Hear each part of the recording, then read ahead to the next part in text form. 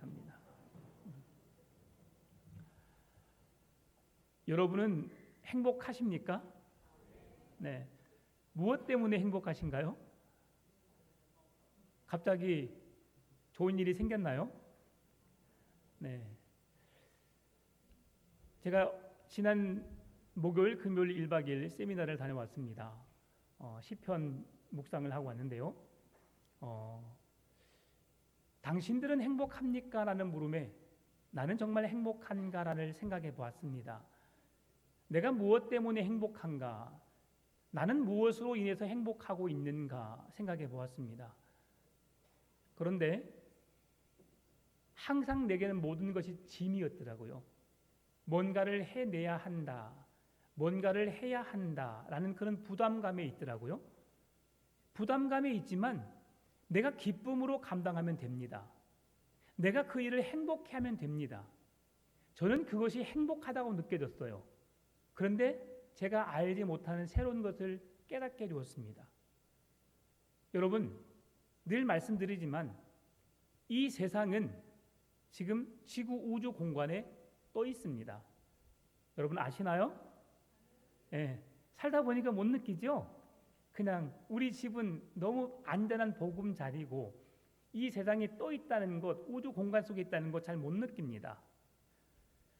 여러분, 새벽별 북극성을 보셨나요? 북극성을 보신 적 있으신가요? 북극성이 얼마나 멀리 있는지 아세요? 네. 북극성이 우리에게 그 빛이 비춰지기 위해서는 어마어마한 시간이 지나야 우리에게 다가올 수 있습니다. 여러분, 빛이 똑딱 한 1초 사이에 지구를 몇 바퀴 돌죠? 네, 7바퀴 반을 돌아요. 똑딱 하는 사이에 빛이 7바퀴 반을 돕니다. 그런데 북극성에 있는 빛이 출발해서 우리 지구에 있는 사람들이 그 눈으로 그 빛을 보는 순간까지가 약 10여 년이 걸린다고 합니다. 어마어마하죠? 그런데 여러분, 우주 공간에, 광활한 우주 공간에 저 끝에서부터 이 끝까지 빛이 전달되는 시간이 1억 광년이 든다고 합니다. 1억 년이에요. 근데 그 1억 년 동안 다가와서 비춰야 할 빛이 지금 이 세상 지구상에 비춰지고 있어요. 우리는 그냥 별이다, 달이다, 오늘도 해가 떴네라고 말하지만 그 빛은 그러한 엄청난 시간의 출발을 통해서 지금 우리에게 비춰지고 있다는 사실, 이런 것을 하나하나 생각해 보면 정말로 신묘막측하다. 하나님이 하시는 일이 한치 오차도 없이 실수도 없으신 하나님이 하시는 일은 정말로 대단하시다. 여러분, 산행을 하시면서 길을 걸으시면서 그냥 돌자갈 사이에 피어오른 꽃을 보시면서도 여러분 감동하시잖아요. 가끔씩 산책을 하다가 횡단보도 사이에 민들레가 피면 너무 이쁘다. 어떻게 그 돌짝 사이에서 네가 틈을 비집고 나왔니? 그러면서 예쁘게 펴져 있는 꽃을 보면서 우리가 감동하잖아요. 그러면서 그 꽃을 피게 하신 하나님을 우리가 묵상한다면 우리는 더 성숙한 믿음의 사람입니다. 더 하나님과 함께하는 사람들이죠. 모든 것이 하나님으로부터 시작되었고 하나님으로부터 우리가 살고 있다. 하나님의 인도하심과 보호하심과 함께하심의 은혜가 우리의 모든 삶 속에 늘 지속되고 있다. 이것을 묵상할 때, 그리고 그 하나님을 바라볼 때 우리는 진정으로 행복한 사람인 줄 믿습니다. 우리 자녀가 공부 1등 했대요. 이야, 정말 행복하다. 대단하다. 넌 누굴 닮아서 그렇게 공부를 잘하니? 너는 아빠를 닮아서 그래. 엄마를 닮아서 그래. 잠깐 그렇게 웃을 수 있습니다. 그러나 그것은 우리에게 큰 기쁨, 행복을 주지 못합니다. 우리가 진정한 행복은 우리가 영원하신 하나님을 만나는 것이 진정한 행복인 줄 믿습니다. 한 번 더 질문 던져볼까요? 다윗은 죄송합니다. 바울은 행복했을까요? 정말요? 지금 오늘 우리가 말씀을 읽었는데요. 지금 바울이 처한 상황은 2년 동안 지금 감금되어 있는 상황이에요. 감옥 생활을 하고 있어요. 여러분이 지금 감옥 생활을 하고 있다 생각해 보십시다. 그러면 여러분 행복하다라고 느낄 수 있을까요? 남자들 다 군대 다녀오셨지만 군대 가 있는 동안 행복하다고 느끼셨습니까? 하나님이 나를 국방의 의무를 책임지도록 그곳에 보내셔서 그 책임을 감당하게 하셨다. 그렇게 생각하시고 여러분 3년 6개월을 3년을 2년 6개월을 지금은 18개월을 군 복무를 하고 계실까요? 이 지긋지긋한 시간, 그래도 국방부의 시계는 돌아간다. 시간은 지나가고 언젠가는 전역하기 때문에 나는 이 세상에 나갈 수 있다라는 그런 기대감으로 군 생활을 합니다. 저 또한 그랬습니다. 네. 군대를 하나의 제 훈련의 시간으로 어떤 더 연단의 과정으로 생각한 것이 아니라 그냥 다 지나가는 하나의 과정으로만 생각했을 뿐입니다. 그런데요, 우리는 그곳이 자유가 없는 곳이 아니죠. 근데 바울은 감금되어 있는 상태였어요. 어디를 나갈 수 없는 상황이죠. 비록 바울이 로마 시민권자로서 지금 바울이 감금되어 있는 곳은 주택입니다. 주택. 우리가 예전에 TV 드라마를 보게 되면 어떤 위에 중직자들이 어떤 잘못을 저지르게 되면 유배를 보내잖아요. 그러면 그런 어떤 섬마을의 어떤 작은 곳에 아무도 살지 않는 그곳에 혼자 떨어져 살게 하고, 근데 혼자만 있는 것이 아니라 그 식솔들을 보내서 함께 먹고 살 수 있도록 해줬던 거죠. 바울도 그렇게 살았습니다. 그러면서 바울은 친척들, 친구들, 복음의 동료들이 자주 드나들면서 함께 왕래할 수 있는 자유를 주었어요. 왜 그런 은혜가 있었을까요? 바울이 로마 시민권자였기 때문입니다. 이처럼 죄가 아직 드러나지 않는 상황이고 심판을 받는 이유였지만 그 과정이었지만 로마 시민권자라는 그 은혜로 말미암아 바울은 손과 발이 족쇄에 물려 있는 그런 묶여 있는 것이 아니라 자유하면서 지낼 수 있었던 거죠. 그러면서 친척들과 친구들과 서로 소통할 수 있었고요. 찾아오는 사람들에게 복음을 전할 수 있는 기회로 삼았던 겁니다. 그러면서 오호라 나는 곤고한 자로다. 누가 나를 사망의 죄에서 나를 건져낼까?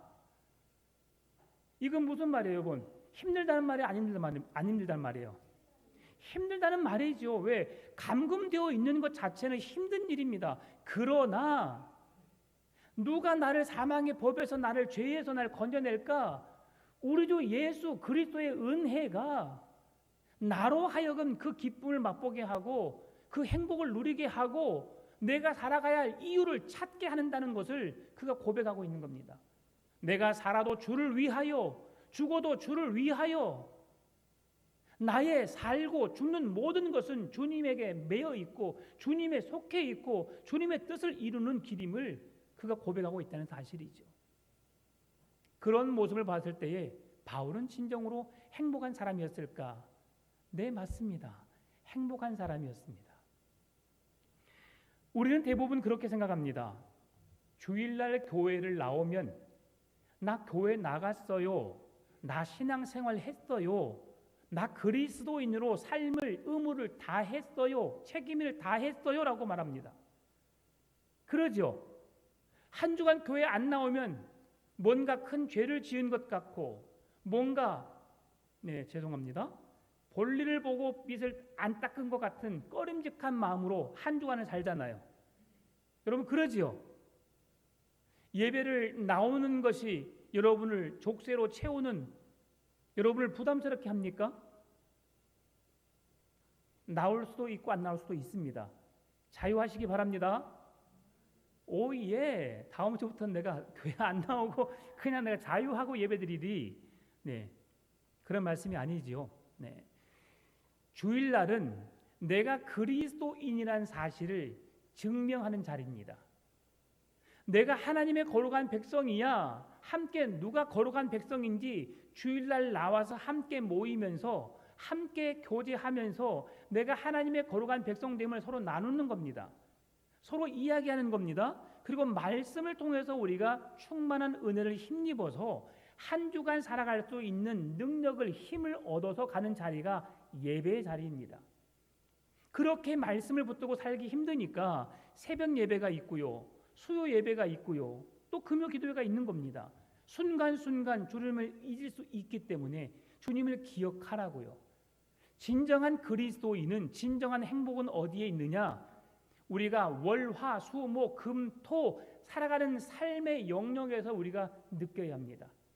광활한 우주를 보면서 그 빛난 별과 달과 해를 보면서 하나님을 바라볼 수 있는 믿음이 있다는 것, 이것은 우리가 인생을 행복하게 사는 사람이라고 할 수 있을 것입니다.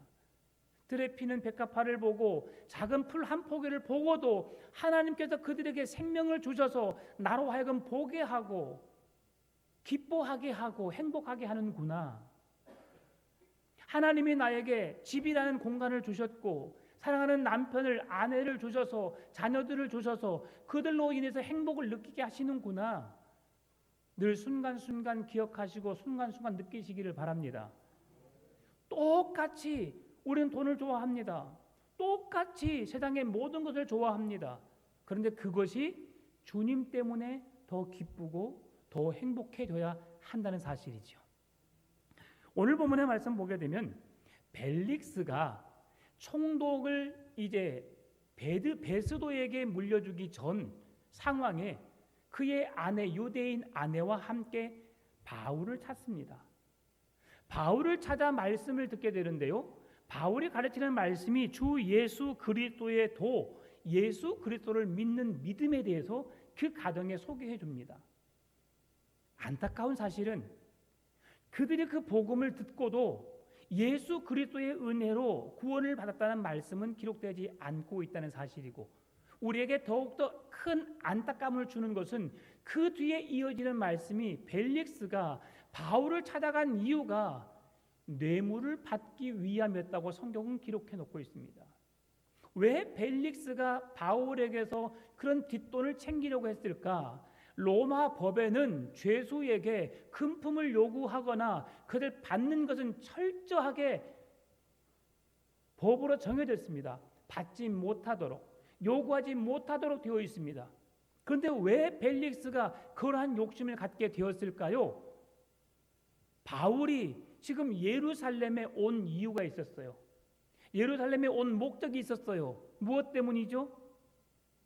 예루살렘 교회는 복음으로 충만했습니다.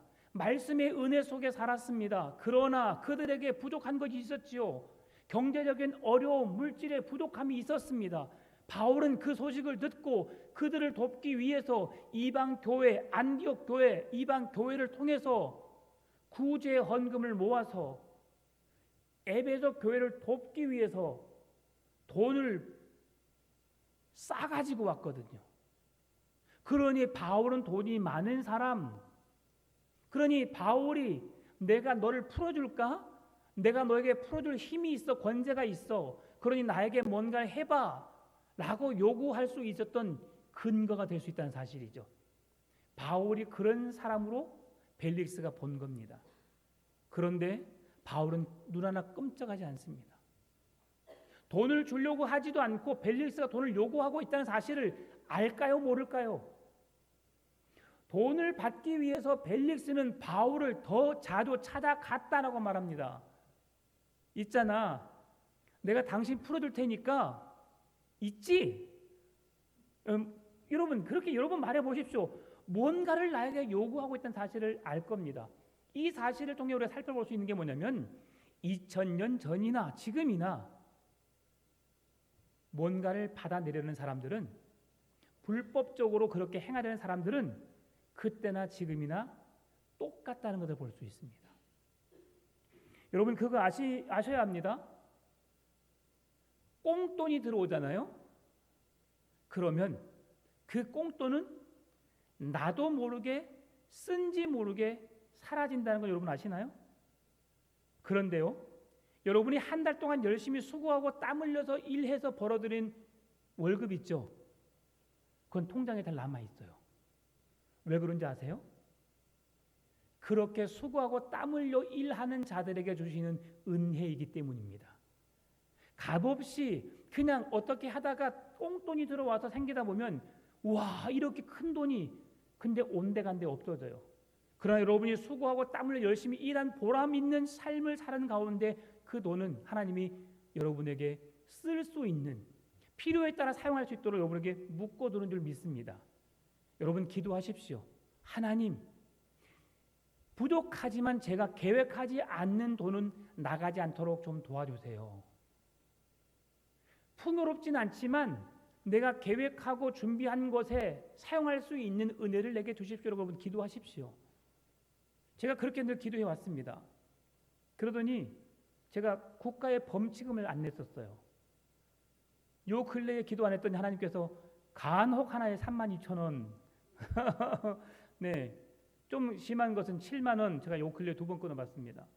네, 너무 아깝더라고요. 그렇죠? 네, 국가를 사랑하는 마음으로 내셔야 하겠지만 썩 좋은 것은 아닙니다. 여러분 그렇게 기도하십시오. 하나님, 내게 이러한 내가 생각하지 못한 돈은 나가지 않도록 주님 도와주십시오. 요즘에는 뒤에서 찍어요. 뒤에서 조심하세요. 네, 뒤에서 찍어요. 우회전 신호 안 하면 여러분, 좌전 신호 안 하면 요즘에 신호 지시 위반으로 해서 딱지 날아옵니다. 조심하십시오. 운전하신 분들. 네. 근데 무슨 말씀입니까? 법을 지키면서 그리스도인을 정직하게 성실하게 살아가라는 그런 말씀입니다.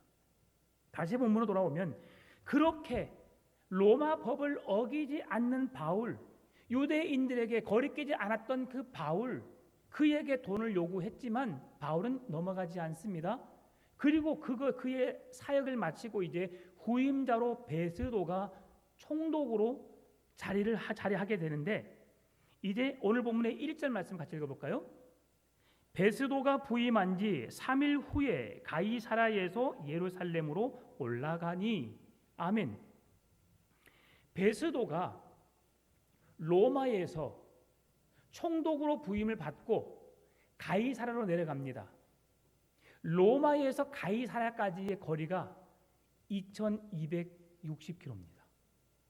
어마어마하죠.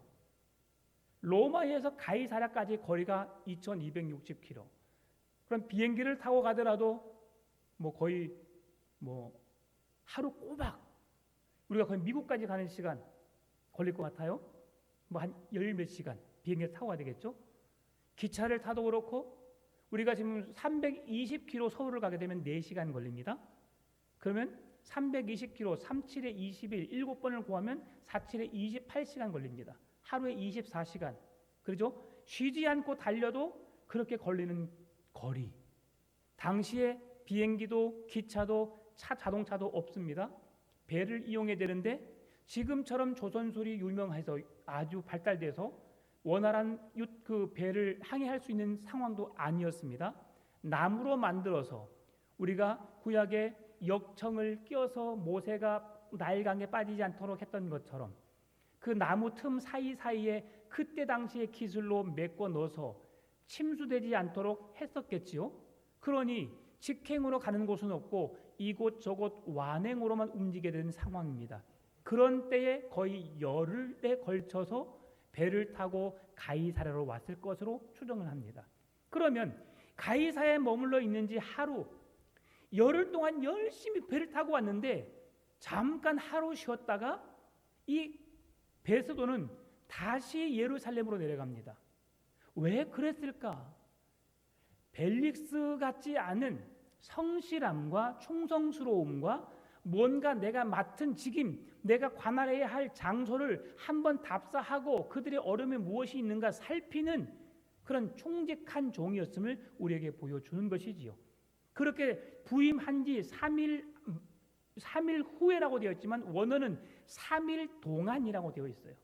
그러니 3일 부임한 지 하루 잠깐 쉬고 계속해서 돌아다니면서 로마에서 가이사랴에서 예루살렘으로 가면서 그 지역이 어떻게 되었는지, 내가 살펴야 할 그 지역이 어떤 상황에 놓였는지를 살피기 위해서 내 몸 사리지 않고 그렇게 다녔음을 말씀해 주고 있습니다. 얼마나 힘들었을까요? 고단함의 연속이었겠지요. 여러분, 관광을 갈 때에 운전자만 피곤합니까? 운전한 사람 고생했어. 그러잖아요, 여러분. 운전한 사람만 고생해요? 아닙니다. 뒤에 타고 가신 분 더 힘들어요, 여러분. 그렇지 않아요? 여러분 건강하시니까 안 힘든가 봅니다. 저는 뒤에 타고 가도 힘들어요. 차를 타고 가도 힘이 듭니다. 예, 서울에서 버스를 타고 내려와도 힘이 들어요. 고생은 버스가 있지만 내 몸도 힘든 이유는 뭘까요, 여러분? 나이가 들어설까요? 아닙니다. 누구에게나 다 있는 일들이죠. 그런데 그런 상황 속에 베스도는 하루만 쉬고 그 자기의 일들을 계속 충성스럽게 감당했던 것을 보게 되는데, 그러한 베스도를 맞이하는 유대인들, 종교 지도자들이 베스도 앞에 첫 대면식에서 어떤 말을 했을까? 오늘 본문의 2절 3절이 이야기해 줍니다. 대제사장들과 유대인 중 높은 사람들이 바울을 고소할세 베스도의 호의로 바울을 예루살렘으로 옮기기를 청하니 이는 길에 매복하였다가 그를 죽이고자 함이더라. 총독으로 첫 자리, 첫 부임한 그에게 잘 부탁합니다, 총독님. 우리 나라를, 우리 지역을 잘 다스려 주십시오라고 말하고 그가 부임한 것에 대한 축하하는 마음으로 뭔가를 싸가지고 들고 가서 그에게 아부해도 부족할 판에 이 유대 종교 지도자들은 자기들이 하려는 목적을 이루기 위해서 첫 부임한 베스도에게 말한 게 뭐예요? 지금 바울이라고 하는 죄인을 예루살렘에서 그의 죄를 묻도록 그를 예루살렘으로 호송시켜 주십시오라고 부탁한 겁니다. 뭐 하려고요? 죽이려고요. 바울을 죽이려고. 여러분, 그들은 총독과의 첫 만남부터 살해의 음모를 꾸미고 총독에 대한 축하, 그에게 대한 위로는 전혀 없이 자기들이 하고 싶은 일만 하려는 모습을 우리에게 보여주고 있습니다. 사회 원로로서의 품격이 없이 누가요? 유대 관리들, 유대 종교 지도자들, 그리고 그들은 하나님을 아는 사람으로서, 하나님을 믿는 사람으로서 신앙의 인격도 없이 신실한 하나님의 사람을 죽이려는 그런 일에만 힘쓰는 것을 우리에게 보여주고 있습니다. 사울이 그런 사람이었죠. 사울이 누구보다 그들의 마음을 잘 알았을 겁니다. 우리가 지난주에 스데반의 사역을, 스데반의 죽음을 바울이 마음 아파하면서 대신 그의 목까지 다해서 복음을 전하려고 하는 사명을 받은 자로서 내가 이렇게 밤과 낮을 가리지 않고 말씀을 가르치고 말씀을 전하고 말씀의 은혜 가운데 서 있음을 고백한 바 있었습니다. 나 때문에 누군가가 죽었다면 얼마나 고통스러울까요? 나 때문에 누군가가 어려움을 당한다면 얼마나 마음이 불편할까요? 그런데 바울은 자기로 인해서 무고한, 그리고 하나님의 복음에 증인된 신실한 사역자 나를 잃게 했거든요. 그러니 바울이 계속해서 오늘도 목숨을, 내가 죄를 범하였다면 내 목숨까지도 내가 바쳐서라도 내 죄값을 내가 지불하겠다. 내가 살아도 주를 위해, 죽어도 주를 위해 살 수 있었던 고백은 그가 예수 그리스도로 온전히 충만했기 때문에, 예수 그리스도로 만족했기 때문에, 예수 그리스도 때문에 그런 진정한 행복자임을 우리에게 보여주고 있는 것이지요.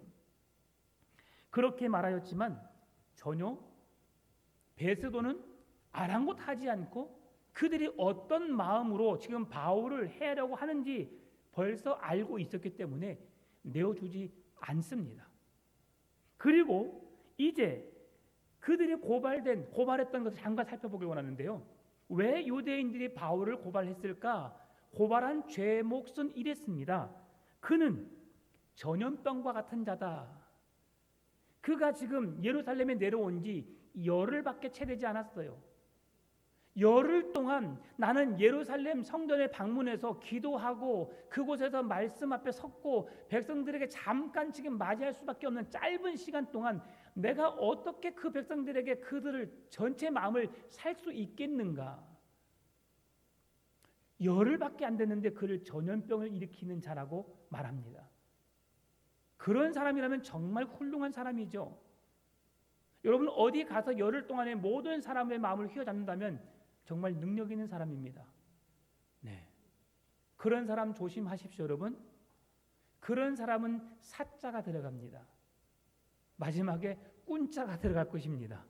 우리의 마음을 홀리는 자죠. 그런 사람 몇 되지 않습니다, 여러분. 그런데 지금 바울에게 그런 자라고 말하고 있는 거죠. 두 번째로 유대인을 다 소유하게 하는 자다. 마음의 바울의 말에 백성들이 다 움직인다는 거예요. 세 번째로 그는 나사렛 이단의 우두머리다. 예수 그리스도를 지지하는 사람, 예수 그리스도의 복음을 전하는 사람, 예수 그리스도는 천박한 사람이요, 유대 땅 베들레헴 유대 땅에 초라한 마국간에 태어난 예수 그리스도, 그는 보잘것없는 나사렛 목수의 아들로서 그는 하나님의 아들이 아니야.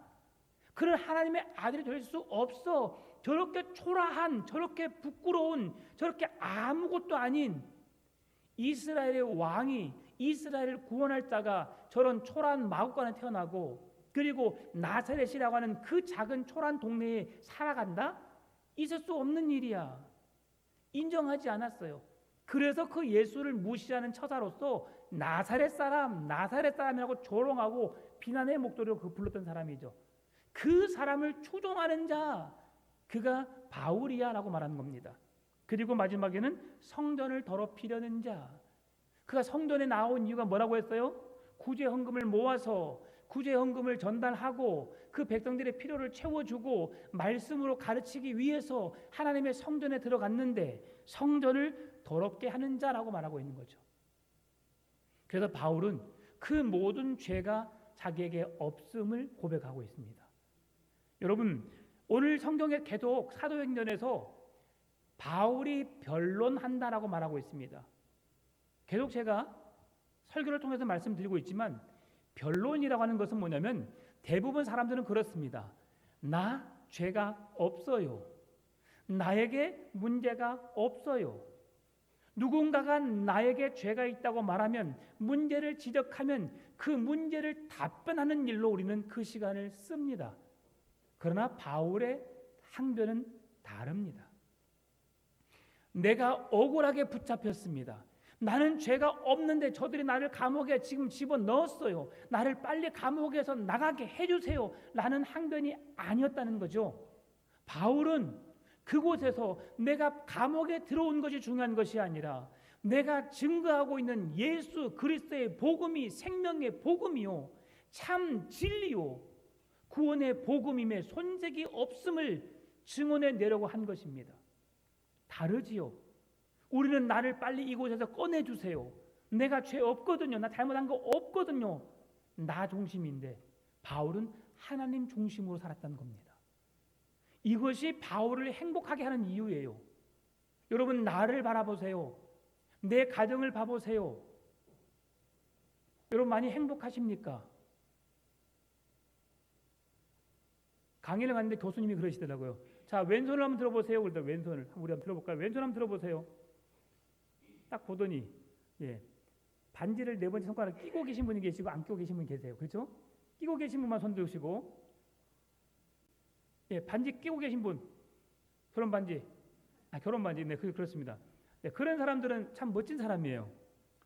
그러면서 이야기하더라고요. 교수님이 남자이신데, 제가 이 반지를 빼고 싶은 마음이 있었을까요? 없었을까요?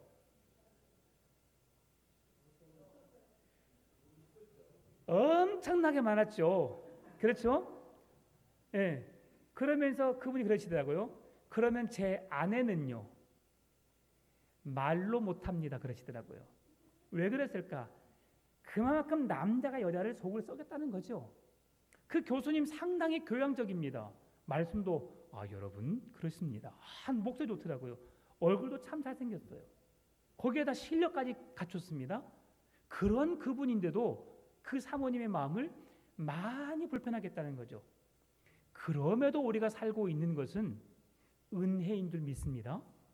하나님이 우리에게 용서할 수 있는 마음을 주시고 사랑할 수 있는 마음을 주셨고 품을 수 있는 마음을 주셨기 때문이에요. 이해할 수 있는 마음을 주셨기 때문입니다. 내가 잘나서 지금 가정이 깨어지지 않는 것이 아니라 하나님이 붙들고 계셔서 우리 가정이 건강하게 세워진 줄 믿습니다. 여러분, 그렇게 우리가 바울이 자기는 잘못하지 않았는데 그렇게 자신을 모함하고 그렇게 자기를 죽이려고 하는 그 상황 속에서 그는 오직 예수 그리스도로 만족한다, 예수 그리스도뿐이다라고 고백하는 그 이유로 그가 살아냈던 것처럼 우리의 가정도 여러분 그리스도의 은혜로 회복되시고 그리스도의 사랑으로 일어서시는 복된 가정 되시기를 바랍니다.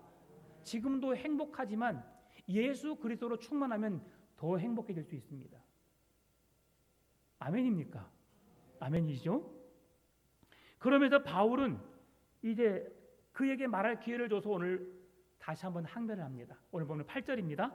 바울이 변명하여 이르되 유대인의 율법이나 성전이나 가이사에게 내가 도무지 죄를 범하지 아니하였노라. 여기서 죄를 범하지 아니하였노라, 여기 오늘 성경에서는 한 번 이야기하고 있잖아요. 계속 자막 한번 띄워주시면, 헬라어에서는 어떻게 되어 있냐면 바울이 변명하여 이르되 유대인의 율법에 내가 죄를 범하지 않았다. 율법에 대하여, 성전에 대하여 내가 죄를 범하지 않았다. 그리고 가이사에게 내가 도무지 죄를 범하지 아니하였다라고 기록되어 있어요. 내가 그렇게 하지 않았다는 것을 3번 강조하고 있는데, 그것을 강조하게 쓰고 있는 단어가 도무지라는 부사입니다. 내가 그렇게 하지 않았어요 라고 하는 것을, 죄를 짓지 않았어요 라고 하는 강조가 도무지, 나는 그렇게 하지 않았어요, 강조하는 단어지요.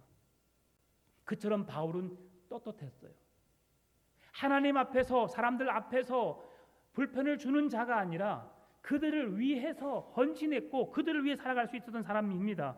오늘 바울은, 지금 상황은 3차 전도 여행입니다. 바울은 1차, 2차 전도 여행을 통해서 세계 각국을 돌아다니면서 복음을 전했습니다.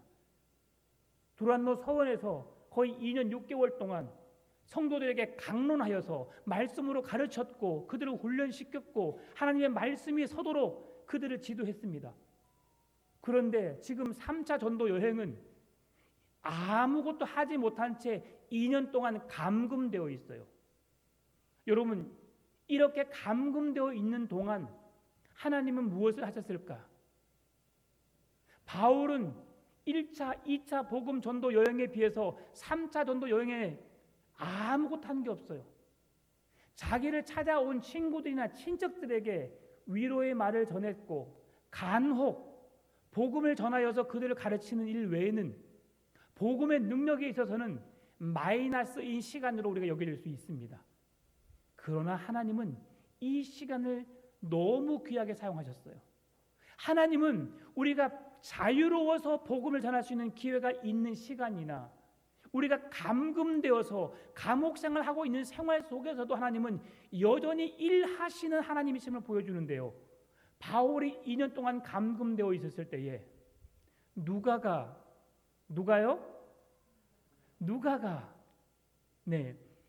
이 예루살렘을 방문한 겁니다. 그래서 가이사라에 먼저 와 있던 집사가 하나 있었죠. 누구죠? 빌립 집사죠. 빌립 집사가 먼저 와 있는데 빌립을 통해서 가이사라에서 복음의 능력이 나타났던 그 소식을 듣고 누가가 성경을 기록했어요. 그 성경이 사도행전 1장부터 13장까지 말씀입니다. 그리고 감금되어 있는 바울에게 찾아와서 바울에게 복음의 능력을, 복음의 소식을 듣고 그 소식을 들음으로 성경을 기록한 말씀이 사도행전 14장부터 28장까지 말씀이에요. 놀랍지요? 바울은 멈춰 있었지만, 감옥에 감금되어 있었지만 하나님은 누가를 통해서 성경을 기록하게 하심으로 그 성경을 통해서 지금 우리에게까지 증거되게 하셨고 그들이 하셨던, 성령이 하셨던, 하나님이 하셨던 일들을 우리로 하여금 보게 하셨다는 거죠. 그리고 복음의 증인된 바울을 통해서, 신앙의 믿음의 사람들을 통해서 복음을 듣고 믿음 생활을 했던 사람들에게 들은 소식을 통해서 기록해 놓은 말씀이 어딜까요? 누가가 썼어요. 어디죠? 누가복음이에요. 놀랍지 않습니까?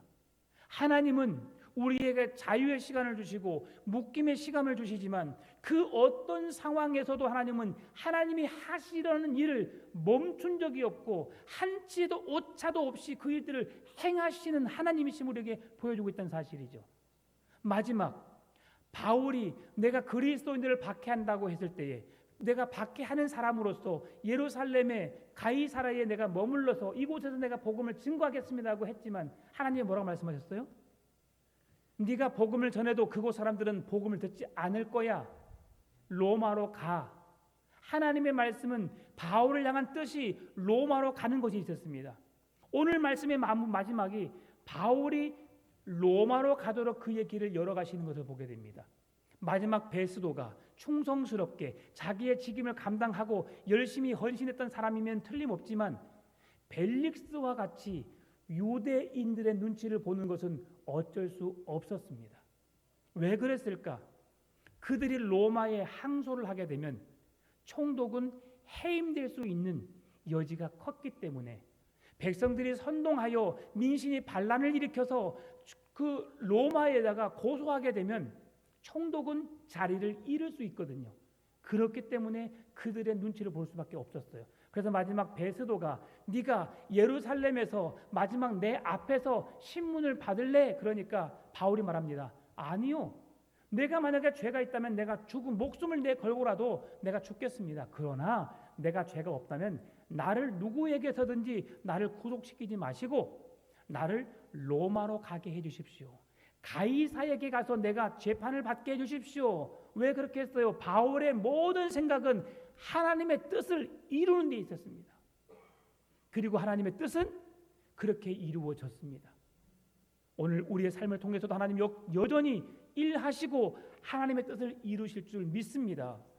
여러분, 하나님으로부터 행복하다, 하나님의 은혜, 하나님의 사랑을 힘입고 하루하루 나는 행복한 사람이다. 왜? 그 하나님이 나의 하나님이 되시고 나의 가정과 나의 삶을, 나의 자녀들을 지켜주실 것이기 때문에 그런 믿음으로 살아가시기를 주의 이름으로 축원합니다. 그 은혜가 우리의 가정에, 우리 교회에 충만하게 임하되시기를 주의 이름으로 축원합니다. 참 좋으신 하나님 감사합니다. 언제나 주님의 은혜가 큼을, 주님이 일하심을 보게 하여 주옵시고 날마다 순간마다 하나님의 뜻을 이루기 위해서 몸부림치는 우리의 믿음 되게 하여 주옵소서. 하나님의 영광을 위하여 하는 우리의 삶이 되게 하여 주옵소서. 감사합니다. 살아계신 예수님의 이름으로 기도드리옵나이다. 아멘. 말씀을